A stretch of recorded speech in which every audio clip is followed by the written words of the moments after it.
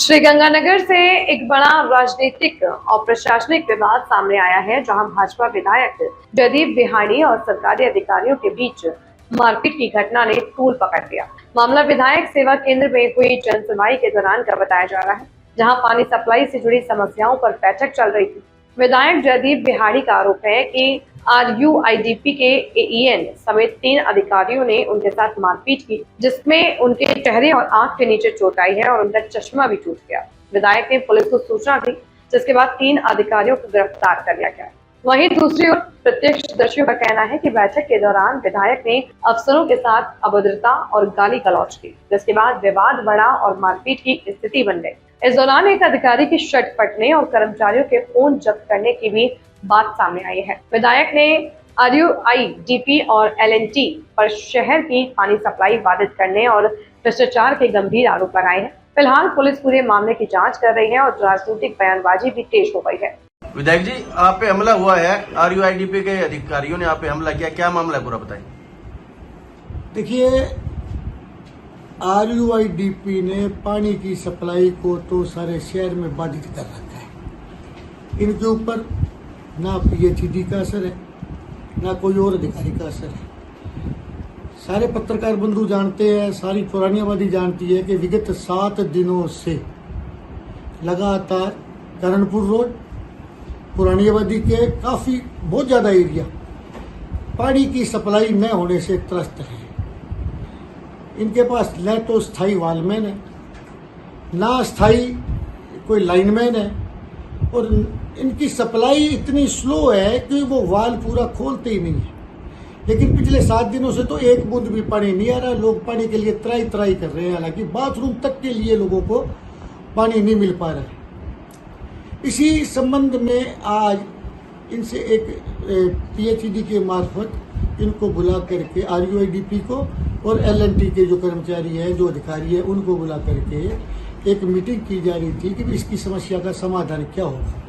इनसे जब भी उस पुरानी आबादी एरिया के हमारे जो जनप्रतिनिधि है, वो जब भी बात करते हैं, ये सारी बात PHED के ऊपर उड़ेल देते हैं कि उनकी सप्लाई नहीं है। जबकि PHED का ये कहना है कि हमारे पास 1 महीने तक भी यदि पानी नहीं आए तो हमारे पास पानी स्टोर पर है। सुबह 9:30 बजे एक्सीएन साहब ने उनको मीटिंग के लिए फ़ोन कर दिया। राइट 11 बजे AEN किशन धारीवाल जी यहाँ आ गए, जो पुरानी आबादी के बारे में ये ज़्यादा वाकिफ है। ये लगातार उनको फ़ोन करते रहे, लेकिन ना तो RUIDP के अधिकारियों के कान पे जू रहेंगी, ना ये LNT के लोगों पे। एक बार मैंने भी फ़ोन पे उनको कहा भी आप लोग आइए, यहाँ अधिकारी बैठे हैं, मेरे को भी और काम है, इस बात का समस्या का समाधान करें। लेकिन ये फिर भी नहीं आए। आखिर मैंने ये सोचा भी वो नहीं आ रहे हैं तो अपने उनके दफ्तर में जाकर के बात कर लेते हैं। मैं गाड़ी में जा ही रहा, बैठा ही था कि इतनी देर में ये लोग वहाँ मौके पे पहुँच गए, विधायक सेवा केंद्र। यहाँ पहुँचते ही स्वाभाविक है कि यदि कोई अधिकारी जिसकी हमें जन समस्या के निराकरण के लिए जरूरत है और समय की पाबंदी नहीं रखे, तो एक आक्रोश स्वाभाविक है, हर व्यक्ति के मन में आएगा। मैंने आक्रोशित शब्दों में उनको सिर्फ ये उड़ामा दिया कि भाई आप लोगों को जनता की कोई चिंता है या नहीं है। मेरा तो इतना बोलना ही था कि AEN RUIDP ने मेरे ऊपर हमला कर दिया, जिससे मेरा चश्मा टूट गया, मेरे को आंख के नीचे चोट लगी। उसके बाद मैंने पुलिस थाने फ़ोन कर दिया। फ़ोन करने के बाद पहले उनका DO आया, उसके बाद CI साहब खुद आ गए। अब उनके ऊपर FIR दर्ज हो रही है। लेकिन आप ये देखिए, 550 करोड़ रुपए की जल योजना सरकार ने, और समय बाध्यता तो कब की खत्म हो चुकी, लेकिन उसके बावजूद भी आज आप सभी पत्रकार बंधु जानते हैं, आप भी अपने अखबारों के माध्यम से, अपनी मीडिया के माध्यम से बार बार ये जाहिर कर चुकी है कि LNT ने RUIDP के माध्यम से सारे गंगानगर का भट्टा बिठा दिया। तो साहब, ये गंगानगर पिछली सरकार में जो भट्टा बैठ गया वो बैठ गया, लेकिन अब जनता जागरूक हो गई, उनके जनप्रतिनिधि जागरूक हो गए।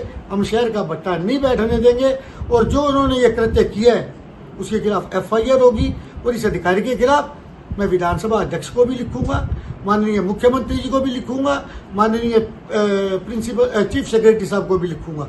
इसके खिलाफ सख्त से सख्त कार्रवाई होगी, ताकि न केवल गंगानगर, जहाँ जहाँ भी राजस्थान में इनका काम चल रहा है, वहाँ की जनता को इनसे इनके जो इनका गैर व्यावहारिक तरीका है उससे राहत मिलेगी।